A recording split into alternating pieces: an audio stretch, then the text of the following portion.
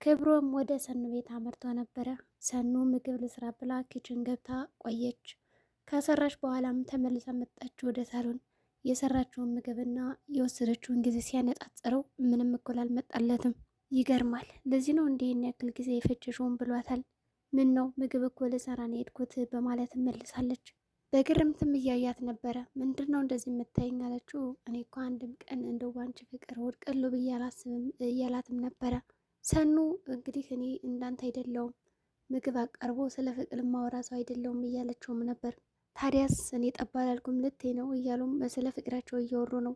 ለማንኛውም እርቦኛል እንብላ የሚል ሀሳብም ሰጣቸውና ምግቡን ወደ መብላት ጀመሩ። መጀመሪያ የሰሩ እጆች መጉረስ አለባቸው ብሎም ክብሮም አጎረሳት ሰኒን። በጣም ቆንጆና የሚጣፍጥ ምግብ ነው ብሎም አደነቃት። በሌላ በኩል ሊና ማድቤት ሆና እንግዲህ ተከዝ ብላ ቁማ ነበረ። ጽናት መጣችና በሰላም ነው እንዴ እንደዚህ የተገተርሽው በማለት ጠይቃታለች። ሊናም አረኔስ እንዲሁ ዝም ብዬ ነው ገርሞኝ ነው። ሰው እንዴት ነው ሁለት አይነት ማንነት ሊኖረው የሚችለው? እያስመሰለስ የሚኖረው እንዴት ነው የሚል ሀሳብም ሰጠች።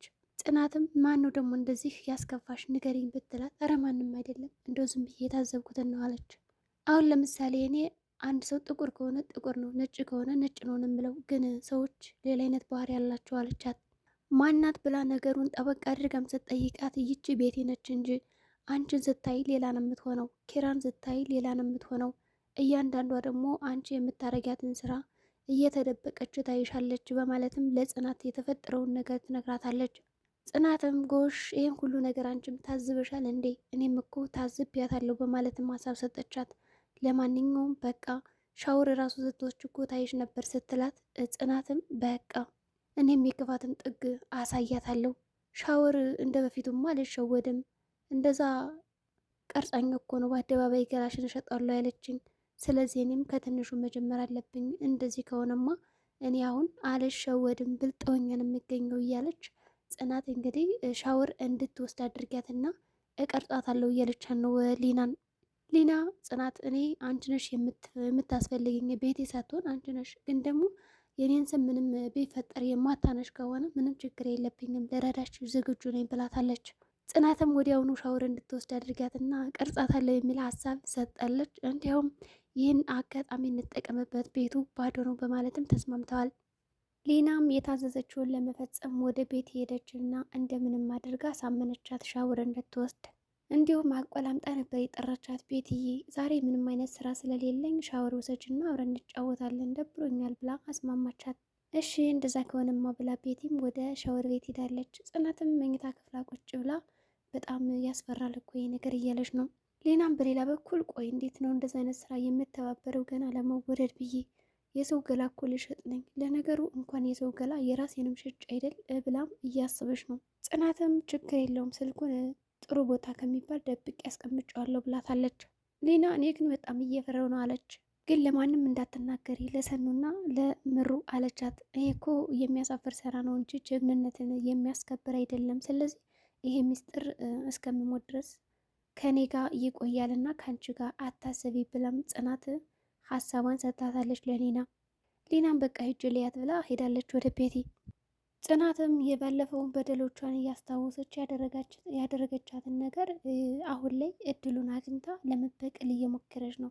ግን ደግሞ እንደዚህ እንዳደርገ የገፋፋሽኝ አንቺ ነሽ፣ ማንም ሰው ወዶ ክፉና ጨካኝ አይሆንም እያለች ከራሷ ጋር እያወራች ትገኛለች።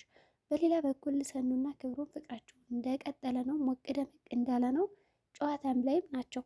ሰኑም ከክብሮም ጋር እየተጫወተች እያለ አሸንፍ ያለው ትለዋለች። በዚህ መሀል እህቷ ትደውላለች እና ማን ጋር ነሽ? ለምንድን ነው ስልክ ማታነሽ? ትባላለች። የሆነ ሰው አለ እንዴ ከስርሽ? ምንድን ነው ነግሮኛል ቀልቤ እያለቻት ነው። ሰኑም ኧረ ማንም የለም ብላ ነገሩን ብቻዋን እንደሆነች አድርጋ ነበር ያዋራቻት። ስልኩን ከዘጋችው በኋላም ክብሮም ምንድን ነው ቆይ አንቺ ግን እህትሽ 6ኛ የሐዋስ ክፍል አላት እንዴ ብሎ ሲጠይቃት ምን ማለት ነው ብለዋለች። እንግዲህ ያው የሰራ አካላቷ ይሰራል ብሎም መልሶላታል። ሰዎችንም በደንብ ፊል ታደርጋለች የሚል ሀሳብ ሰጧታል። ሰኑም አዎ ብላለች። ክብሮምም እህትሽ ምን አይነት ነች ብሎ ጠይቋን ነበር። እህቴ በራሷ የምትተማመንና ንቁ ሴት ነች ብለዋለች። እኔ ግን ስለ እኔና ስለ አንተ ስትሰማ ምን እንደምትል ካሁኑ እየፈራው ነው ብላለች ሰኑ። ክብሮም የመጣውን ነገር እንቀበላለን እስከምትመጣ ደግሞ በጣም ጓጉች ያለው ላውቃት አለ። ሰኑና ጽናትም የቀረጹትን ቪዲዮ እያዩት ነው ቁጭ ብለው የቤቲን መቅረጻችን ሳያንሰን ደግሞ አሁን ትክክል ተቀርጿል ወይስ አልተቀረጸም እያልን ደግሞ የምናየው ነገርስ ብላም ጽናት ሀሳብ ሰጣ ነበረ። ሌናም እኔ ወላዋይ ሰው አልወድም፣ ወይ ወስኝ ወይ አፈርሽ፣ ምንድን ነው እንደዚህ አንዴ እሺ ላድርግ አንዴ ልበቀል የምትይው እያለች ጽናትን እየመከረቻት ነበረ። ጽናትም እሺ እሺ ወደኋላማ አይደለም ትላለች። ሊና ጥሩ ሀሳብ ነው የሰጠቻት። ወይ ልብሽን ወይ ደግሞ አይምሮሽን ነው መከተል ያለብሽ። በልባችን የምናደርገው ነገር ጸጸት ሊሆን ይችላል፣ አመዛዝነሽ ነገሮችን ቀጥይበት እያለቻት ነው። ጽናት እንግዲህ ለመበቀል ወስና ተነስታለች ቤቲን። በዚህ መሀል ኪራ ይመጣና እንዴት ናቸው ብሎ ይቀላቀላቸዋል። ከዛ ቀደም ብሎ ቪዲዮ ከማን ጋር ይቀመጥ ስትባል ጽናት ከኔ ጋር አለ ይቀመጥ፣ ኪራም አይደርስበትም የሚል ሀሳብ ነው የሰጠቻት። ኪራም ከመጣ በኋላ ምን ነው ስሜን እኮ የሰማሁት መሰለኝ ከበር ጋር ስመጣ አላቸው። አዎ ሰምተሃል፣ ስላንተ እያወራን ነበር አሉት። ጽናትም ተርበትብታ ተነሳች። ስልኳን ረስተው እንግዲህ ኪራ ለትንሽ ሊያዩ ነበር ማለት ይቻላል። ጥለውት ነበር የተነሱት። ሊናም አይ ጥዬ በቃ ስልኳን ረስተው ሄደች ብላ ይዘው ሄደች ማለት ነው። ኪራም በውሳኔያቸውና በሁኔታቸው ግራ ገብቶታል። ምሩና ናሆም በሌላ በኩል ቆጭ ብለው እያወሩ እንዲሁም እየተጫወቱ ይገኛል። ሚስቱን እንደተለመደው ያቆለማምጣታል። ናሆም እንደዚህ ያቆለማምጣት እያለ እናቱ ስልክ ትደውላለች። የእኔ እማዬ እንዴት ነች ጽጌረዳ የኔ ወርቅ እናት እያለ በጣም እናትን ሲያሞጋግዛት ነበረ። በጣም ጠፍቻለሁ፣ በዛ ላይ ደግሞ ያው ንግስቴም አለች ስራም ጊዜ አድርጎኝ ነው እያላትም ነበረ። አሁንም እናቱ የልጅ ልጅ ማየታቸው ጉዳይ በጣም አሳስቧቸዋል እና ስለ ልጅ አንስታበታለች። በስልክም በጣም ከበድ ያሉ ቃላቶችን የመለሰላት። እማዬ ደግሞ ምንድን ነው ልጅ ልጅ የምትዩ አሁን እንዳራዳ ልጅ እኮ ይህን ጉዳይ አውርተን ጨርሰነዋል። ለምንድን ነው ተመልሰሽ ይህን ነገር እንደ አዲስ የምታመጪው? ሲጀመር ከቤት ራሱ መምጣት እኮ ያቆምኩት በዚህ ምክንያት ነው ብሎ አናግሯታል። እንዲሁም ደግሞ ስለ አባቱም ጤንነት ጠይቋታል። ግን ደግሞ ከቤት የቀረበት ዋነኛ ምክንያቱ ልጅ ልጅ ልጅ እያለች ስለምታስቸግረው እናቱ ወደ እናቱ ቤት መሄዱን አቁሟል ማለት ነው። ምሩም ስልኩን ከዘገቡ በኋላ እንዴ እንደዚህ መናገር የለብም እናት ነች እኮ ብለዋለች። ወይ ደግሞ በቃ ያለውበትን ሁኔታ እንንገራቸው፣ የልብ ታማሚ እንደሆንኩም ይወቁ። እንደዚህ የሚሉት እኮ ጓጉተው ነው። ሁለተኛ ደግሞ እኔ የልብ ታማሚ እንደሆንኩ አያውቁም እንንገራቸው እያለች ባሏን ብታማክረው ባሏ እኔ እንጃ የሚል ምላሽ ነው የሰጠው። ጊዜው አይመስለኝም ብሏታል። አሁን ከተናገርን ሁሉም ነገር ይበላሻል፣ ስለዚህ ዝም እንበል ብሏል። እሷም እሺ በቃ አንተ ያልከኝም በሙሉ አማኝ ይቀበላለሁ ብለዋለች። ሰኑና ክብሮም ወክ እያረጉ እያለ ሰኑ ቆም ማለችና ክብሮም ምን የምልህ ግን አንተ ሚስትህ ብትሆን ብላ የምታሰባት ሴት ምን አይነት ነች? በዛ ላይ ደግሞ እንዴት ትገልጻታለህ ስትለው እኔ እናቴ ስላሳደገችኝ የሴት ልጅ ዋጋ በደንብ ነው የማውቀው ብሏታል። ከዛም በተጨማሪ ደግሞ ሴት ልጅ ማለት መሬት ነች እንዴት የሚል ጥያቄም ጠይቀው ነበርና ጥሩ ጥያቄ ነው። አሁን ወንዶች እዚች መሬት ላይ ዘር እንዘራባታለን ብሏታል። ሴት ልጅም እንግዲህ ዘሩን አፍርታ አምረታ ትሰጠናለች ልጅ ብሏታል። በዛ ላይ ደግሞ አንዳንዴ ነገሮቹ ሳይሳኩ ሲቀሩ ወደ ምድር አንገታችን ደፋ እናደርጋለን። በዛ ሰዓት ሴት ከጎናችን ካለች ቀና ታደርገናለች። ለዚህም ነው እንግዲህ ፈጣሪ ሔዋንን የፈጠረልን ብሏታል። በተጨማሪ መሬት ላይ ቤት እንሰራለን፣ ሚስት ደግሞ ወደዛ ቤት ገብታ ስራዋን ትሰራለች። ብቻ ስለ ሴት ብዙ ነገሮችን ደስ በሚል አገላለጽ ነው የመለሰላት። ጽናትና ኪራም ቁጭ ብለው እያወሩ ነው።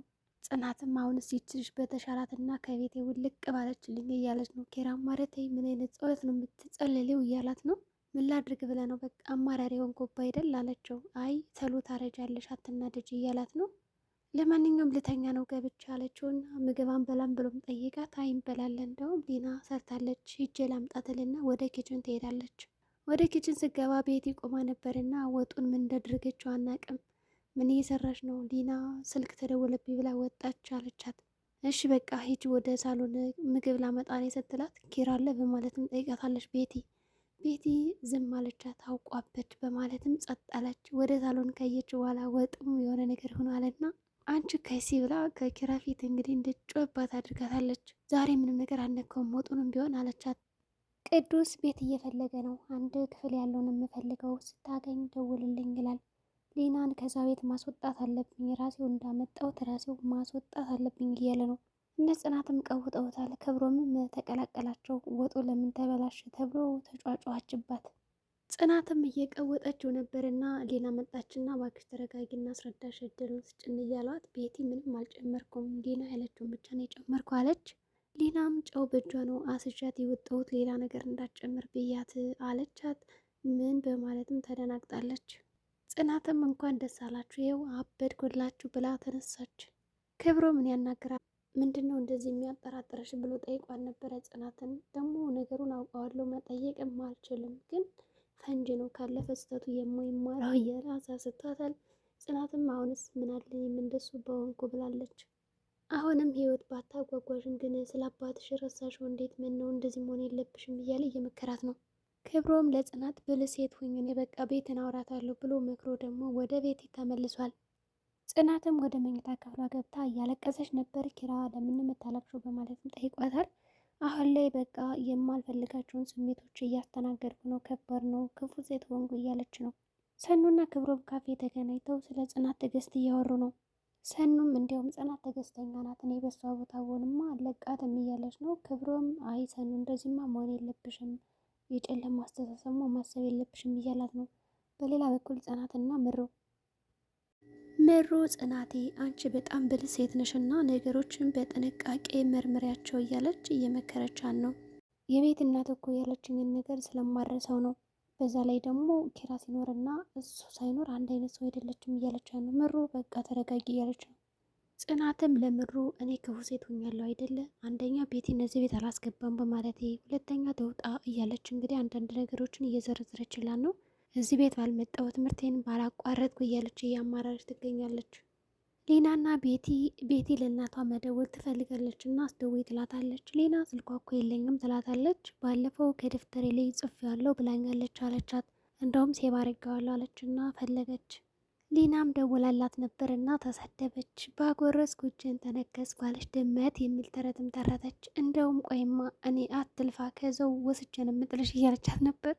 ቅዱስ እና ኪራም ካፌ ተገናኝተው ነበር። ቅዱስ ስለ ጽናት ደህንነትም ጠይቋታል። ኪራም ደህና ነች በማለት መልሷል። ግን እኮ ፍቅር በሴትም በወንድም ሲገፋ ከባድ ነው፣ ቤቲን አልፈልግም ብለን እንደዛ አድረካት እያለው ነው። እኔ በሰዎች መከበቤ በጣም እየጎዳኝ ነው ይላል ኪራም። ጽናትም ምሩን እየሸኘቻት ነው እና ምሩ በቃሽ ተመለሽ እያለቻት ነው ወደ ቤቷ። ምሩም ናሆሜ ከመጣ እንዳያጣኝ ልብስ ሲቀይር ቁልፍ ትቶት ስለሄደ ወደ ቤቴ መመለስ አለብኝ ብላ ተመለሰች። ጽናትዬ ሆደ ሰፊ ማለት ደግሞ ምን ማለት እንደሆነ ለአንቺ ግልጽ ነውና እንደዛ ሁኝ እያለቻትም ነበር። ጽናትም አሁንማ እኮ ሌላ ሰው ሁኛለሁ የድሮ አይደለውም እያለቻት ነው። ምሩን በቻልሽው አቅም ደህና ሰው ሁኝ እያለች መክራታለች። ድራማው እንግዲህ በዚህ ነው የተቋጨው። ሰላም ጤና ይስጥልኝ የቻናል ቤተሰቦች፣ ለዚህ ቻናል አዲስ